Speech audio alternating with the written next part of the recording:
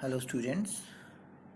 So in this video we are going to discuss about the uses of elements, that is metal, non-metal and metalloids. So before that we have already covered the physical properties and chemical properties of metal and non-metal. So in this video we are going to discuss about the uses of these metal, non-metal and metalloids. So starting with the iron. So this is the very common type of metal which is being used in many purposes. So iron, like pig iron is there. So this is the type of iron which is basically used for casting many which can be casted into the many type of instrument, like making pipes, sink, storage tank, railings, cylinders. So these various things can be prepared with the help of this pig iron. So pig iron, basically the iron in which the percentage of carbon is around 4%, and there are some other elements also, but yes, maximum content is of iron, that is 72% iron, then 4%, 5% is the carbon. So these iron, pig iron is hard and brittle in form. So basically it is used to make pipe, sink, storage tank, like of this items. Similarly, there are second type of iron, that is known as rough iron.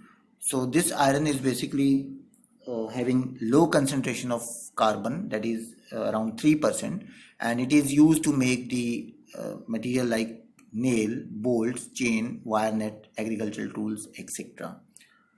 Similarly, there is one alloy that is known as steel. So this is also a type of iron in which the carbon percentage is very less, around 0.5 to 1.5%, and that is why, because steel is very hard, so its hardness is very high, so it is used for construction of building, ships, bridges, railway line, etc. Okay, now there is one more alloy of iron, that is stainless steel. So it is used to make utensil and knife. And remember, in this stainless steel, iron is there, little amount of carbon with some other materials like chromium and nickel is also there. So this is also a type of alloy of iron metal. So what is alloy, we are going to discuss in the next video. Okay, there are some other metals like copper. So copper is also a type of metal which is very much in use. So it is widely used in making electric wires, cables, and copper coils are used in electrical appliances also, like AC, refrigerators, etc. And similarly, copper is used in making utensils. It is also used in making car radiators also, because of its good conduction of heat. And it is used to make the alloys also. So what is alloy, we are going to discuss later on. So these are the utensils made up of copper, and this is the wire. Copper can be used in wire form because of its ductility, remember. Okay, now this is about the metal, that is aluminium. So aluminium metal is basically widely used nowadays. It is very much used to replace the copper, and it is good conductor, so that is why it is used for making wires also. It is used for making cooking utensil, and yes, it is used for packing food also, like in the form of aluminium foil. And yes, some alloys of aluminium are also in use. So these are very strong and lightweight, so they are used in many engine parts of aircraft and cars also. Okay, now zinc is the next metal which we are going to discuss. So zinc is basically used in rice cell. The outer covering of the this cell, rice cell, is basically, this part is basically zinc. So whole part, this whole container is basically made up of zinc, and it is used in coating iron sheets. Remember, zinc is basically used to coat the iron material, iron plates or iron rod, so that it can be rusting of iron can be prevented. So this process is basically known as galvanization. So we are going to discuss this galvanization little bit in detail in the coming video. So not only this, this zinc metal is used in making alloy like brass. So in brass it is used in very much quantity, but in bronze it is present in fraction, remember. So one more alloy is there, that is of German silver. So it is basically zinc, but it is mixed with some other elements, and it shine like a silver. Okay, there are some other metals like lead. So it is used for making electrodes of car batteries. So you have seen in the car batteries or inverter batteries, so this lead electrodes are being used. And lead is also used for making alloy like solder, which is used for soldering purposes in the electronic item. Similarly, there is a metal that is known as tin, and it is used to make the coating of over the surface of steel or iron in the food containers. So you have seen many food containers in which pickles or jam is basically stored. So that is basically coated with the help of tin. So that iron, ultimately that container is made up of iron, but tin is coated so that its life can be increased, the container life can be increased. And it is used to make the alloy like bronze also. Okay, one more metal, that is chromium, which is used for electroplating of iron, and by the help of chromium it will make iron resistant to the corrosion, and it will allow the shining also, it will increase the shining also, that chromium. So chromium plated, nickel plated items are available in the market in many forms. Similarly, there are some other metals like nickel, which is again used for electroplating purposes onto the other material. And yes, one metal, that is titanium, which is very light in weight but very strong. So it is used to make the bodies of aircraft, even ships also. So this titanium metal is being used over that part also. Similarly, mercury, which is liquid at room temperature, I have told you during the property, and it is used in thermometer and barometer. And yes, remember there are some non-metals and metalloids which are also in use very much. So this is like silicon. So silicon is basically used in electronic industry because it is a kind of semiconductor device. It is used to make semiconductor device.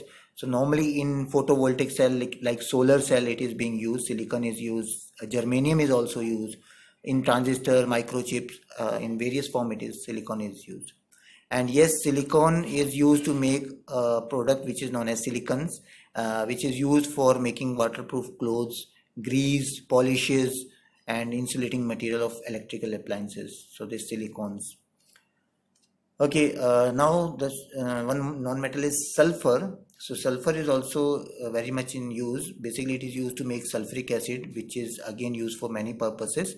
And yes, sulfur is used in vulcanization of rubber. So rubber, basically it is very loose and very flexible. So by adding the sulfur into the rubber, we can make it hard. So this rubber, vulcanized rubber, can be used for making tires also. And yes, sulfur is having antiseptic effect, so it can be used as skin ointment in a fungicide ointment basically, so that skin disease can be treated with the help of this. Yes, it is being used in, yes, sulfur is present in insecticides also, fungicides also. So it is basically sprayed over this fruit tree so that pest and insect can be prevented. Similarly, there is a non-metal, that is phosphorus. You know, phosphorus is very reactive non-metal, and I have told you in the chemical properties also. And it is used in the matchbox making and firework industry. So phosphorus is used, basically red phosphorus. And yes, it is used in the manufacture of phosphate fertilizer also. Similarly, carbon is again a type of non-metal which is very much is used like in graphite. So it is available in two form. One is graphite and second is diamond. So graphite is used in making leads of pencils, electrodes in dry cell, and it is used as lubricant also. And as diamond, it is used in jewelry, and it is used as cutting tools also. Cutting of glass is basically done by the help of diamond. And yes, it is used as fuel. By burning we can obtain the heat. So, and yes, carbon in the form of charcoal. It is used in water purifier filters also. So that is again. Okay, now these are the diagram which is showing you the various uses of non-metals, like phosphorus is used in this matchbox, and similarly graphite in this making electrode of dry cell. This is the lead of pencil to make lead of pencil, and yes, this is a diamond which is used for the purpose of jewelry. So this is the uses of metal and non-metal. Similarly, we are having one more element, that is hydrogen. So hydrogen, basically it is used for making ammonia gas, and this ammonia is basically used for making urea fertilizer. And yes, hydrogen is a fuel. It can be used as fuel also in future, and nowadays it is used in rocket also. So like this. Now we are going to study about some metals which are very non-reactive, or you can say these are the metals which are placed at the bottom of reactivity series. So we have done this reactivity series in the displacement reaction. So the elements which are placed down the bottom of reactivity series are basically called as non-reactive metals, and these are the metals which are very stable.